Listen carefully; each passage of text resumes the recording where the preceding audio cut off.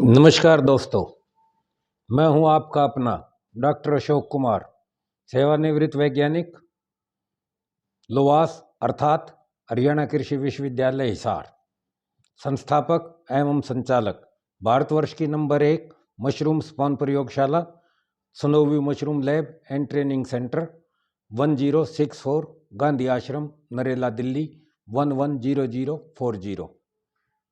मेरा phone number है 98 120 19 128। जी हाँ, 98 120 19128।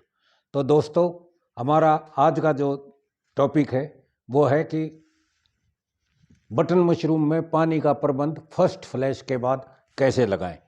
जी हाँ, ये रहा कि जब पहला फ्लैश आपका ख़त्म हो गया है और दूसरा फ्लैश आपका आने वाला है, तो वो आपका अच्छा है, अच्छी तरह से पैदावार दे और निरोग फसल दे तथा अच्छी क्वालिटी की पैदावार दे। तो आपको उसमें क्या क्या काम करने हैं। सबसे पहले मशरूम बेड्स की सफाई करें। जितने भी आपके बेड्स हैं उनमें से सफाई कर लें। जो भी मशरूम तोड़ते समय जो आपने पिछले 3 से 5 दिन में जो आपने फ्लैश लिया है, तो उसमें से कुछ तोड़ते तोड़ते किसी का डंठल रह गया होगा, किसी की जड़ रह गई होगी, किसी का कुछ, तो और किसी के वहाँ से जब आपने वो घुमा के तोड़ा होगा मशरूम को, तो वहाँ उसके साथ साथ कुछ छोटी छोटी पिनें भी निकल के और एक तरफ हो रही होंगी और वो भी सूख के लाल पड़ी हुई होंगी, पीली पड़ी हुई होंगी। तो दोस्तों, सबसे पहले आपको अच्छी प्रकार से उन डंठलों को निकालना है और उनको जो टूटी हुई मशरूम वहाँ पड़ी हैं, छोटी छोटी पिन पड़ी हैं, उनको सबको निकालना है।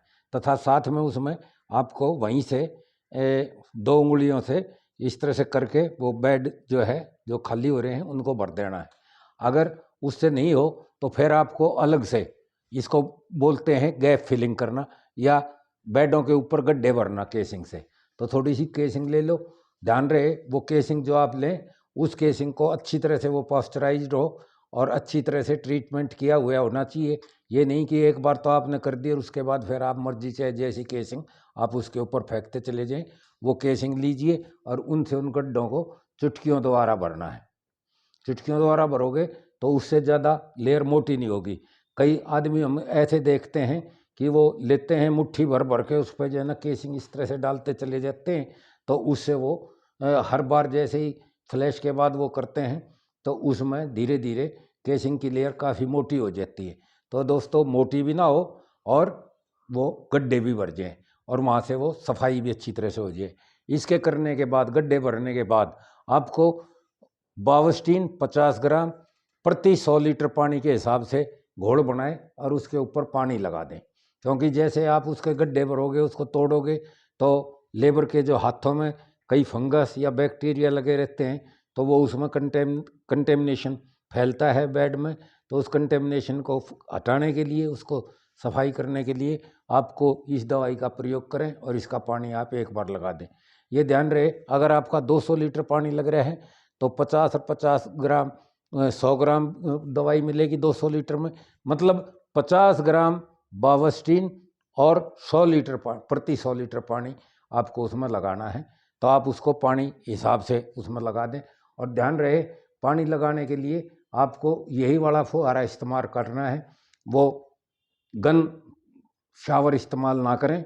ध्यान रहे, मैं बार बार कह रहा हूँ, पिछले उसमें ही बताई थी, फिर बता रहा हूँ कि वो शावर जो है वो आपका इस्तेमाल करना ठीक वैसे ही होना है जैसे कि कोई आदमी स्वयं अपने गले में फांसी का फंदा डाल रहा है। तो आप अपनी मशरूम को ख़त्म करेंगे अगर आप उससे शावर से पानी लगाएंगे, या आपकी लेबर आपको बांधने मारती है कि नहीं जी इससे जल्दी हो जाएगा, ये हो जाएगा, वो हो जाएगा। मैं तजर्बा है, किसी को कोई तजर्बा नहीं है। आपको उसमें जो है 80 से 85% नमी रखनी है। वो नमी केवल इसी से बन सकती है।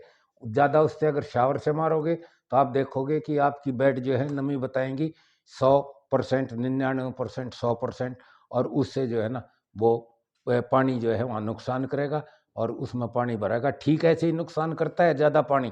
जैसे अगर मान लो आपने पानी दे रखा है, या पहले बरसात होगी है फिर आपसे पानी दिया गया है, तो आप गेहूँ की फसल को भी आप देखते होगे ना कि वो भी पीली पड़ जाती है। तो इसी तरह से आपका जो है फ्लैश जो है वो ख़राब हो जाएगा।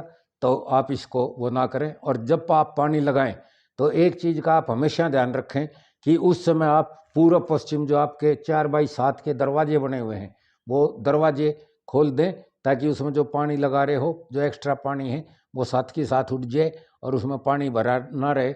और किसी भी कीमत पे आप ये ध्यान रखना कि पानी आपका जो नीचे है ऐसे, तो नीचे पानी नहीं निकलना चाहिए इसमें पॉलीथीन में।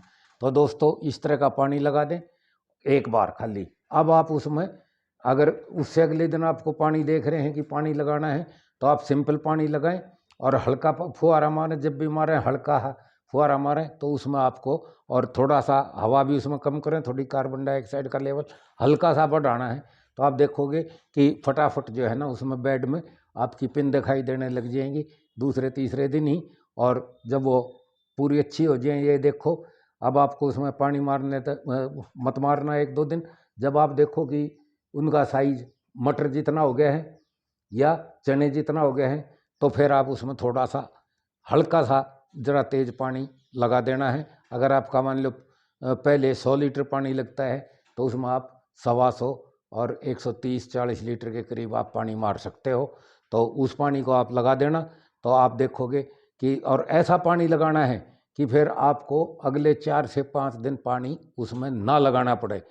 क्योंकि अगर आप खड़ी फसल के ऊपर पानी लगाओगे तो आप देखोगे कि डंडियाँ लंबी हो जाएंगी, मशरूम खुलेगी और इस तरह की आपको कई प्रॉब्लम आ सकती हैं।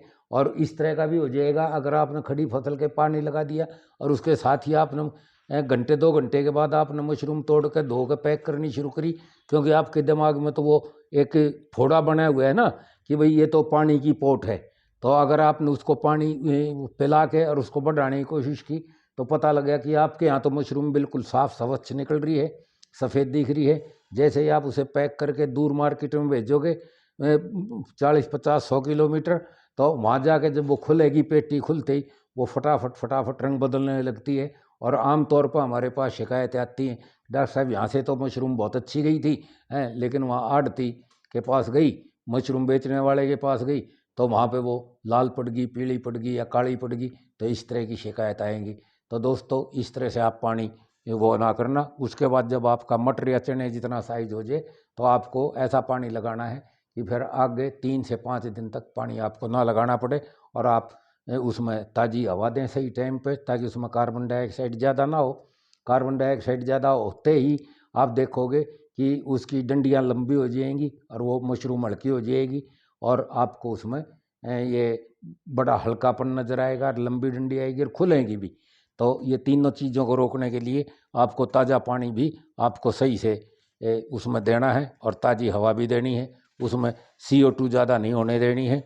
और जैसे ही आपकी अब सही साइज आ जाती है तो आप मोटी मोटी मशरूम उसमें से तोड़नी शुरू कर दो और 2 से 4 दिन के अंदर अंदर आप देखोगे कि आपका सारा फ्लैश साफ़ हो जाएगा। और फिर आपको अगले फ्लैश की तैयारी ठीक वैसे ही करनी है जैसे इस फ्लैश की तैयारी करनी शुरू कर दी थी।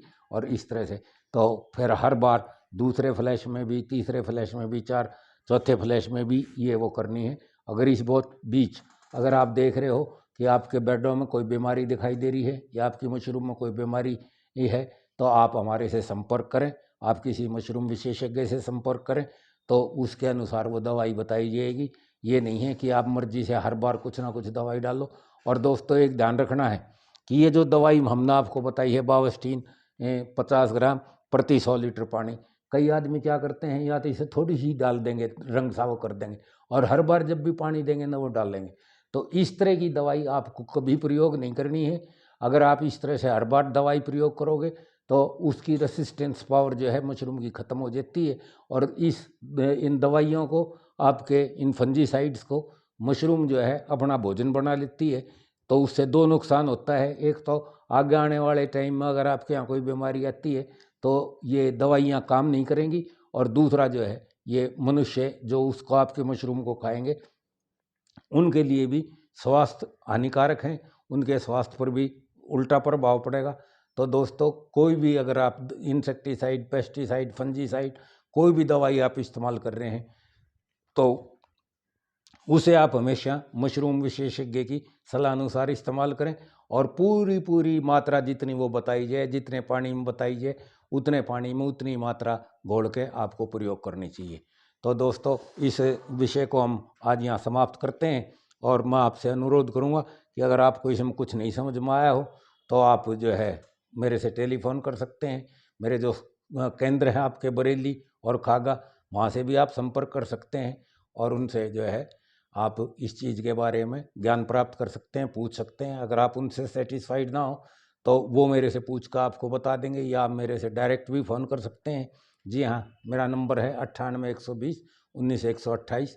तो दोस्तों, हमारे इस वीडियो को आप अधिक से अधिक सब्सक्राइब करें, अधिक से अधिक ऑल शेयर करें, ऑल प्रेस दबाएं, ताकि दुनिया सबके पास जाता रहे और आप सब हमारी इस सेवाओं से लाभान्वित हों और अच्छे मशरूम उत्पादक बनो, अच्छा लाभ कमाओ। हमारी यही प्रार्थना है और यही हमारी विशेष है आपके प्रति। तो दोस्तों, इस विषय को अब हम यहीं पे समाप्त करते हैं। टाटा, बाय बाय, नमस्कार।